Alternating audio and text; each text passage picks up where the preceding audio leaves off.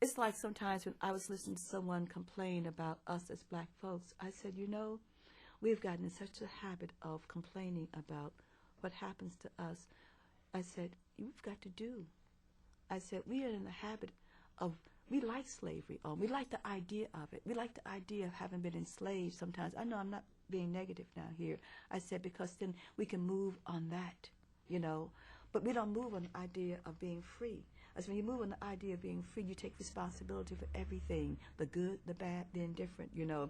And then you greet people as an equal. I said, I go out greeting people as an equal. They back down. They don't like me sometimes. But I said, I am an equal. So I don't come as like, I'm here because I want you to give me something.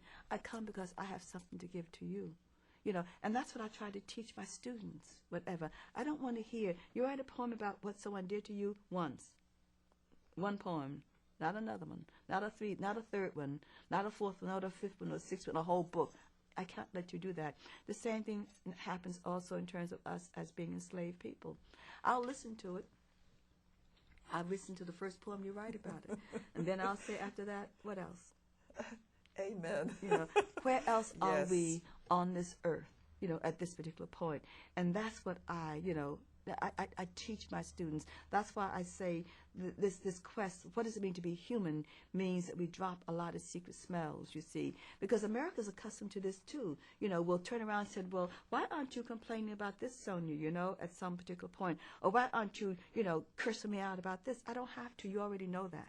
You know, so I might bring it up in a talk, you know, as a point of information for young people who don't know that, have that history. But some of us already know that, so therefore we must move on a different level, you know, in this world. And I can't be there on that level of like, oh, you're doing this to me. No, no, no, no, no, no, no, no, no. What are we doing about this thing called slavery, neo-slavery? What are we doing about what is happening on the continent of Africa, you know?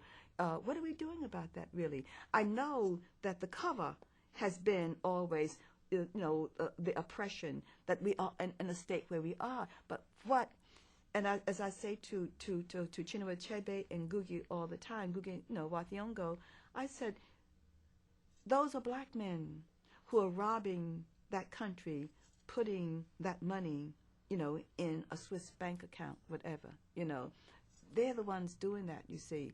I said, those are black men who are going into villages, picking up 8, 9, 10, 11, 12-year-old children, making them soldiers, putting guns in their hands, telling them to kill their families, and raping young girls.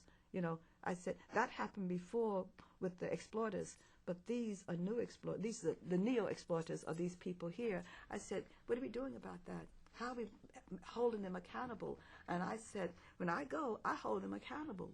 You know, simple as that. I mean, I back out of a room sometimes when I say, I will not come here and we will not wallow in a history that is history and is necessary to teach young people, but then where is the neo-history? Where is the history we're making? You know, where is this history? So I then am trying to say out loud to people, you know, what does it mean to be human in my class? I will not let you wallow in the past. I'll say, thank you for that. Now, what are you doing now? How are we living now? Where are we moving to now?